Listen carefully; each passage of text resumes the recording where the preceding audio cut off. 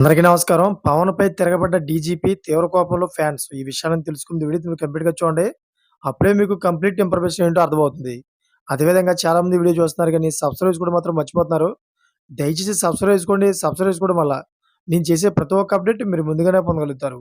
అదేవిధంగా చాలామంది లైక్ చేయడం మర్చిపోతున్నారు. దయచేసి లైక్ చేయండి. లైక్ చేయడం వల్ల ఈ ఇన్ఫర్మేషన్ మనం చాలా మందికి రీచ్ అయ్యేవాళ్ళం అవుతాం. ఇంక లేట్ చేయకుండా వీడియోలోకి వెళ్ళిపోదాం. ఫ్రెండ్స్, పిఠాపురంలో క్రైమ్ పెరిగిందంటూ గత వారం డిప్యూటీ సీఎం పవన్ కళ్యాణ్ చేసిన వ్యాఖ్యలపై స్పందించిన డీజీపీ ద్వారకా తిరుమలరావు ఆసక్తికర వ్యాఖ్యలు చేశారు. ప్రూఫ్స్ లేకుండా నేను మాట్లాడనని స్పష్టం చేశారు. అటువంటిది ఉంటే అడ్రస్ చేస్తామని వెల్లడించారు. అయితే సైబర్ క్రైమ్ పెరిగింది. విజిబుల్ ఇమేజింగ్ పోలీసింగ్ ఉండాలని సీఎం చంద్రబాబు ఆదేశాలు ఇచ్చారని తెలిపారు. మెన్లతో కాకుండా డ్రోన్ల ద్వారా కూడా ఫోకస్ పెడతాం. ఏఐ ద్వారా కేసులు పరిష్కారం చేస్తామన్నారు. మరోవైపు సోషల్ మీడియా ద్వారా అసత్య ప్రచారాలని కట్టడి చేస్తున్నాం. సైబర్ క్రైమ్ కేసులు ఎక్కువ అయిపోయాయి.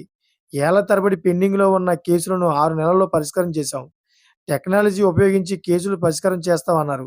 మరోవైపు డిప్యూటీ సీఎం పవన్ కళ్యాణ్ ఇంటిపై డ్రోన్ ఎగరవేసిన ఘటనపై విచారణ కొనసాగుతుంది. నిన్న సాయంత్రానికే విచారణ పూర్తి కావాల్సింది. మరో రోజు అదనంగా విచారణకు సమయం రాజమహేంద్రవరం పర్యటనలో ఏపీ డీజీపీ ద్వారకా తిరుమల స్పష్టం చేసిన విషయం విదితమే. విజయనగరం జిల్లా ఏజెన్సీలో పవన్ కళ్యాణ్ పర్యటనలో నకిలీ పోలీసు అధికారి ఇంటిపై డ్రోన్ ఘటనను వేరువేరుగా చూస్తున్నామన్నారు.